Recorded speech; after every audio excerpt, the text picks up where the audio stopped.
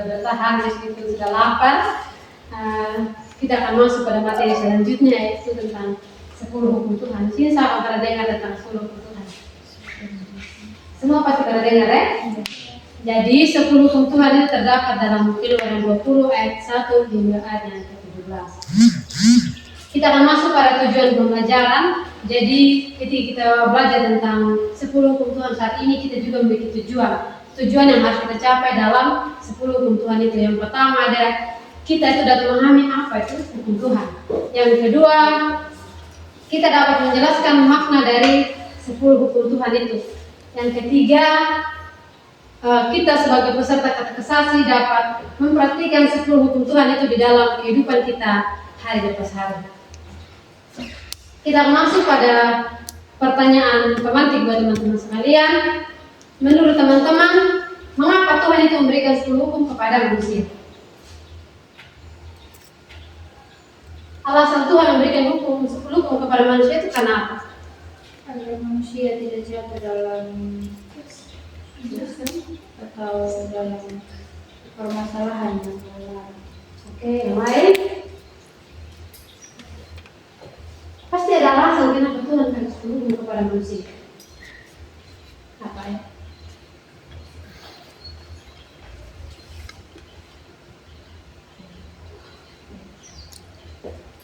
Jadi teman-teman sekalian, hukum Tuhan diberikan bukan untuk menghancurkan kita, tetapi untuk membimbing kita kepada jalan keselamatan yang sejati.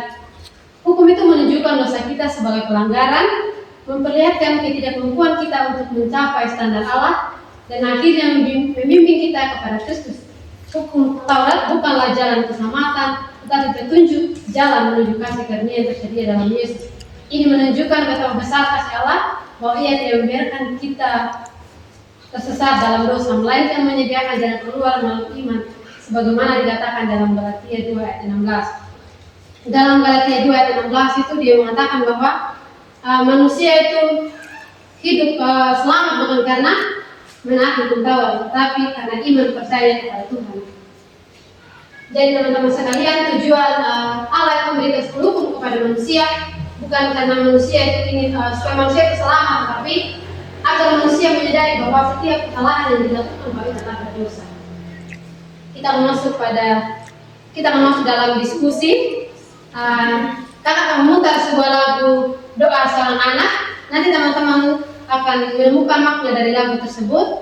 Kita akan membuat dalam satu kelompok saja. Semua teman-teman boleh buat lingkaran dan kita akan berdiskusi bersama tentang lagu doa seorang anak.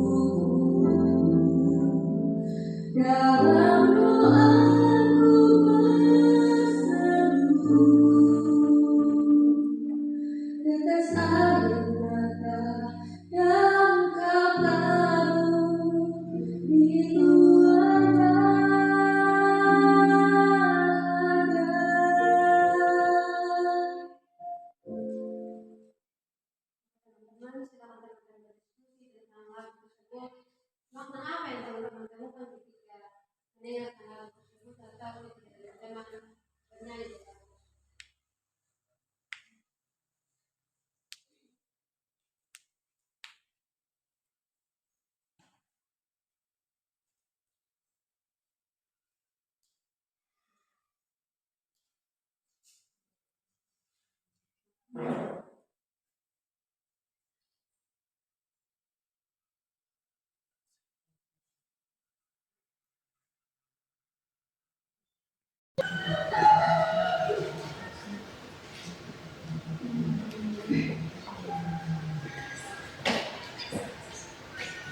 silakan Pak yang mau.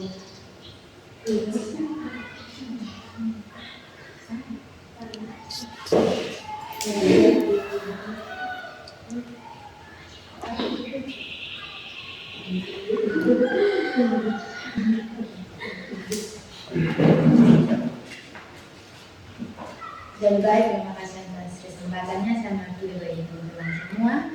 Ya dari lagu tadi doa seorang anak diajarkan kita bagaimana kita selalu mengucap syukur.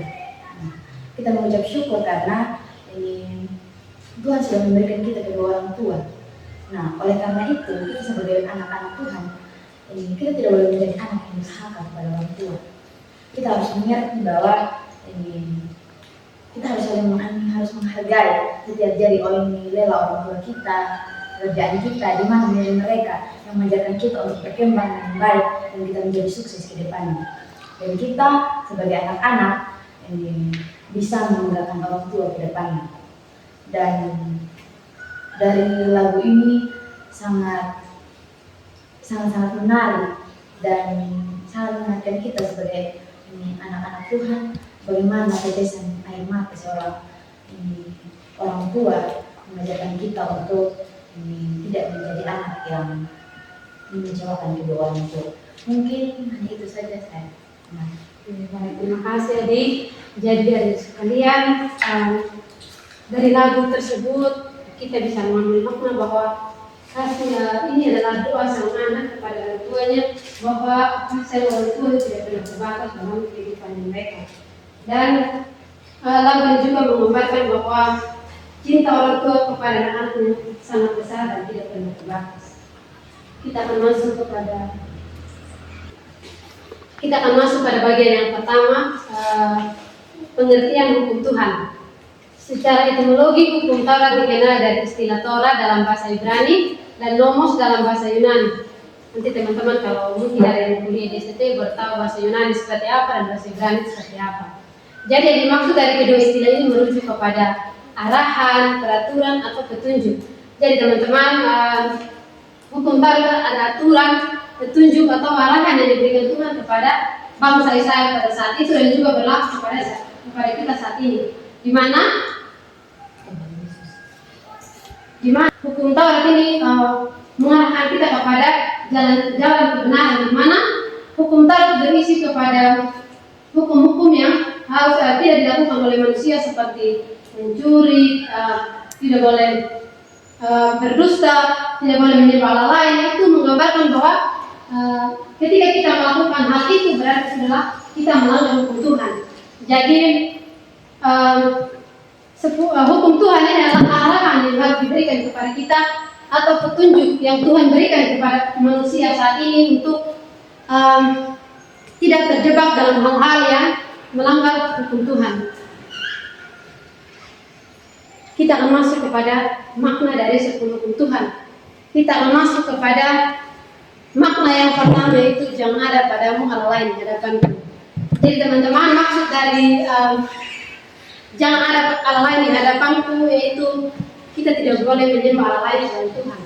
Terkadang kita sebagai manusia, istilahnya kita sini kan ada adat meraput. Adat meraput kan sering menyembah, ada juga yang menyembah seperti pohon atau mereka menganggap bahwa itu memiliki kekuatan gaib yang bisa menyelamatkan kehidupan mereka. Yang walaupun dalam hukum Tuhan yang pertama kita tidak boleh menyembah Allah lain selain Tuhan. Jadi hukum yang pertama kita diingatkan bahwa atau kita diajarkan bahwa kita tidak boleh menyembah Allah lain selain Tuhan itu sendiri. Yang kedua, jangan membuat bagimu patung yang menyerupai apapun. Jadi yang kedua, saat ini kita itu dilarang membuat segala sesuatu yang menyerupai mungkin membuat segala sesuatu yang harus kita sembah itu yang gimana? Membuat patung atau segala macam benda-benda untuk kita sembah seperti contohnya kan ada agama-agama lain seperti agama Hindu, agama mereka kan semuanya patung. sedangkan kita itu menyembah Tuhan Yesus. Jadi di dalam hukum yang kedua ini kita tidak boleh membuat benda-benda lain untuk kita mendapatkan keselamatan. Jadi dalam hukum kedua keselamatan kita hanya berasal daripada Tuhan. Jadi kita tidak boleh membuat segala macam bentuk benda-benda apapun itu yang melanggar hukum kedua ini. Yang ketiga, jangan menyebut nama Tuhan Allahmu dengan sembarangan. Di sini pasti kita sering menyebut nama Tuhan dengan sembarangan. Contohnya, ketika kita meskipun dalam pertemanan kita berdebat dengan teman, pasti kita sering bersumpah. Itu saja kita sudah menyebut nama Tuhan dengan sembarangan. Dalam hukum ketiga ini kita diajarkan bahwa ketika kita diperhadapkan pada suatu masalah, kita tidak boleh menyebut nama Tuhan dengan sembarangan. Kita hanya boleh menjawab iya jika benar, ya iya jika tidak, iya juga jika salah. Jadi kita tidak boleh sumpah saya itu tidak begini, tidak begitu. Itu kita sudah menyebut nama Tuhan dengan sembarangan. Meskipun dalam hukum ketiga ini kita sudah ditegaskan bahwa kita tidak boleh menyebut nama Tuhan dengan sembarangan. Yang keempat, ingat dan kuduskanlah hari Sabat. Ingat dan kuduskanlah hari Sabat adalah kita harus rajin ke gereja. Kita sudah diberikan kesempatan 1 minggu untuk beraktivitas di luar dari gereja. Jadi hari Minggu itu kita harus jadikan hari kita untuk bersekutu dengan Tuhan. Bukan lagi menjadikan hari Minggu untuk jalan-jalannya kita, pikniknya kita, melakukan aktivitas lain. Padahal kita sudah diberikan kesempatan kepada Tuhan 1 minggu lamanya untuk melakukan aktivitas kita sebagai manusia. Dan kita hanya diberikan 1 hari, yaitu hari Minggu untuk kita bersekutu dengan Tuhan.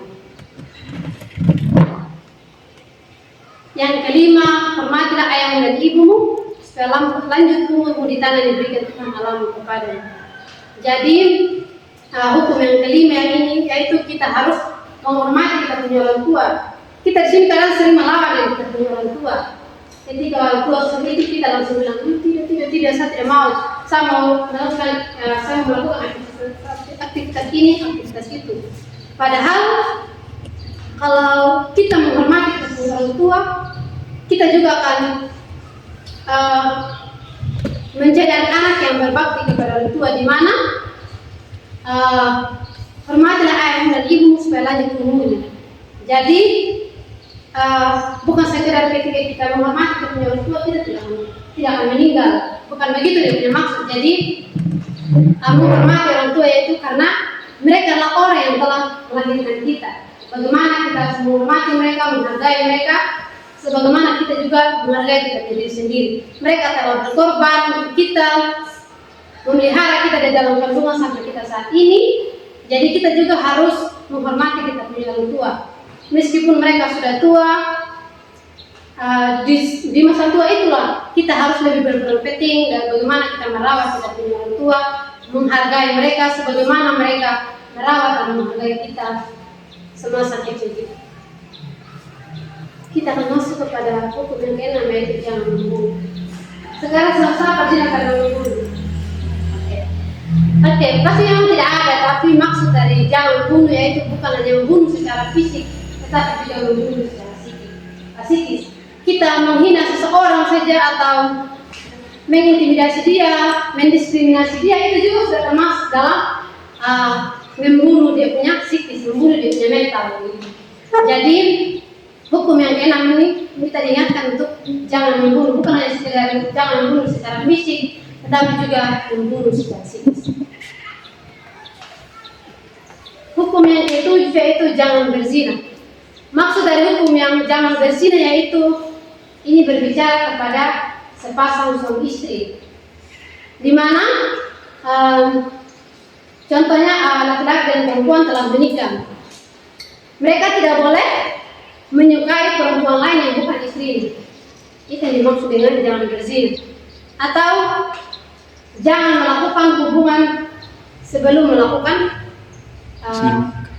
pernikahan. Yang ketujuh jangan mencuri. Pasti di sini ada yang sering mencuri.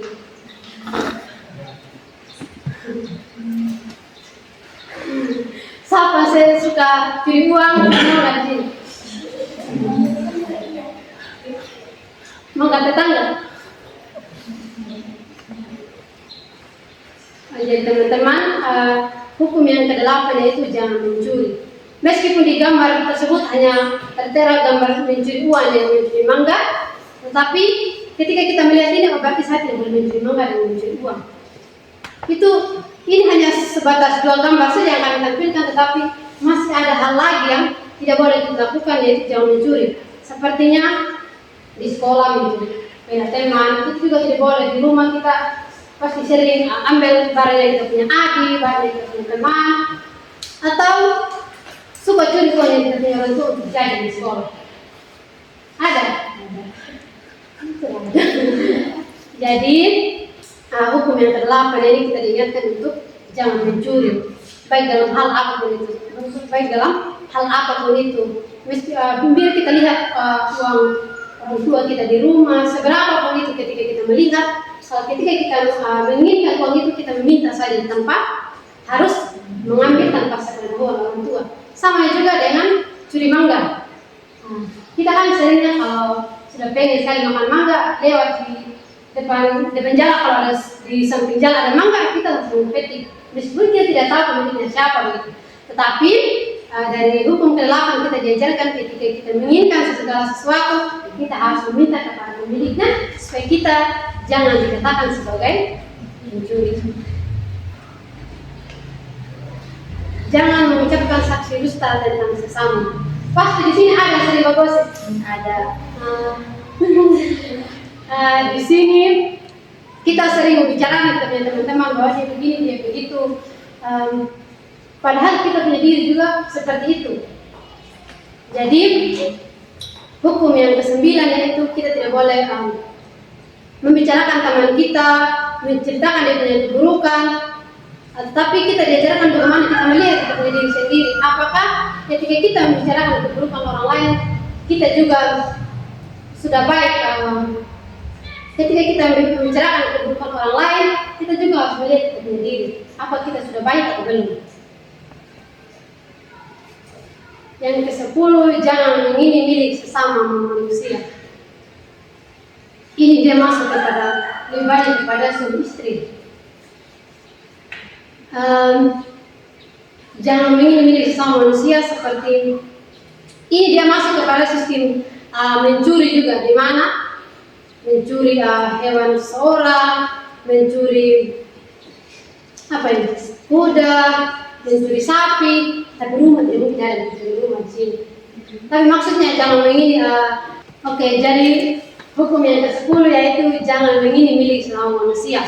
Seperti kita tidak boleh mengingini rumah milik sesama kita. Suami laki-laki tidak boleh menyukai istri laki-laki lain. Ini hamba ini ada, kita hamba itu tidak. Kita tidak boleh mengingini hamba laki-laki, hamba perempuan, hewan-hewan yang dimiliki oleh seseorang, ataupun apa yang dimiliki oleh sesama kita. Kita akan masuk kepada sikap yang benar dalam menjalankan 10 kebutuhan dalam kehidupan sehari-hari. Yang pertama, mengasihi dan mengutamakan Tuhan. Ketika kita sudah saling mengasihi,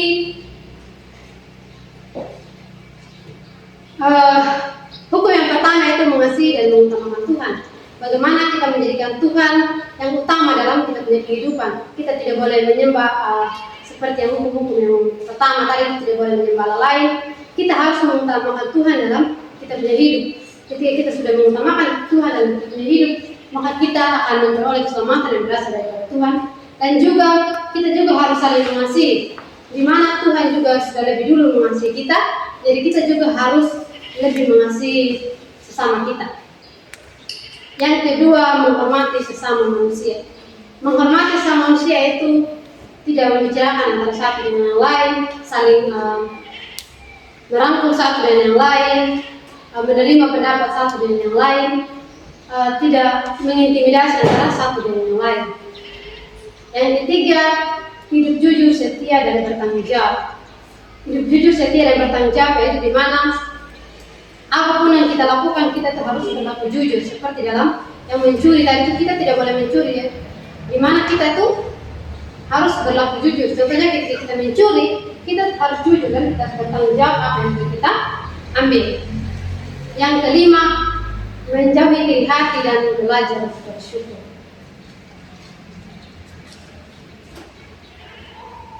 Kita akan masuk pada kesimpulan berdasarkan tentang 10 hukum Tuhan dalam Keluaran pasal 20 dapat disimpulkan bahwa hukum Taurat bukan sekedar kumpulan aturan, melainkan pedoman hidup yang menekankan hubungan yang benar antara manusia dengan Tuhan dan dengan sesamanya. Secara keseluruhan, setiap perintah menunjukkan bahwa Tuhan menghendaki umatnya hidup dalam kebenaran.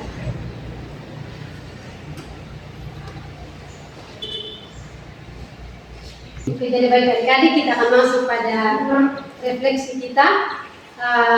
Kami minta teman-teman untuk merefleksikan apa yang sudah teman-teman dengarkan sepanjang penjelasan materi kita tadi.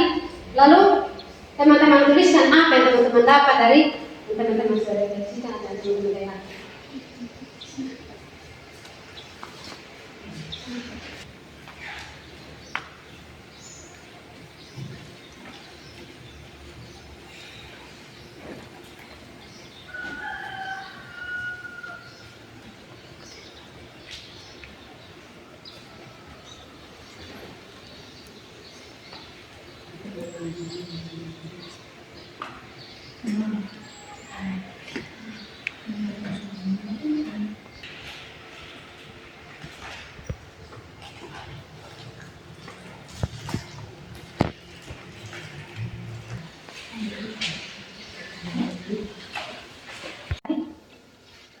Kertasnya sudah dikumpulkan, teman-teman pegang, nanti jadikan pedoman pada bagaimana kita teman-teman sudah mendapat materi hari ini, apa yang kita refleksikan, dan teman-teman kita mencoba. Oke, sebelum mengakhiri pembelajaran kita, kita satu kali diambil.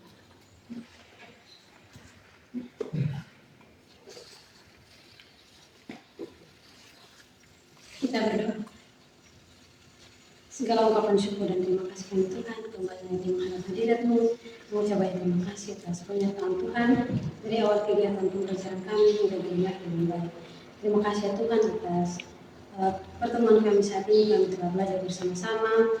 Semoga apa yang kami pelajari bersama-sama pada saat ini bukan hanya sekedar kami dengar, tapi mampu kami lakukan dalam kehidupan kami hari-hari. Dan yang baik, ajarlah kami semua menjadi anak-anak yang taat terhadap hukum yang Kau berikan kepada kami saat ini. Dan yang baik, sebentar lagi kami akan berpisah antara satu dengan yang lain. Mari kami menuntun mereka dalam perjalanan, sehingga kami tiba di tempat yang masing-masing dalam keadaan selamat. Kami juga akan pulang ke Lewa, macam menuntun menyertai kami, memberkati kendaraan yang kami gunakan, sehingga kami tiba di tempat yang masing-masing dalam keadaan selamat. Ini doa dan harapan kami Tuhan, ampuni kami. Dalam nama Anak Yesus Kristus kami telah berdoa. Amin. Oke, sekian pembelajaran kita hari ini. Terima kasih untuk bersamanya. Tuhan Yesus memberkati dan shalom.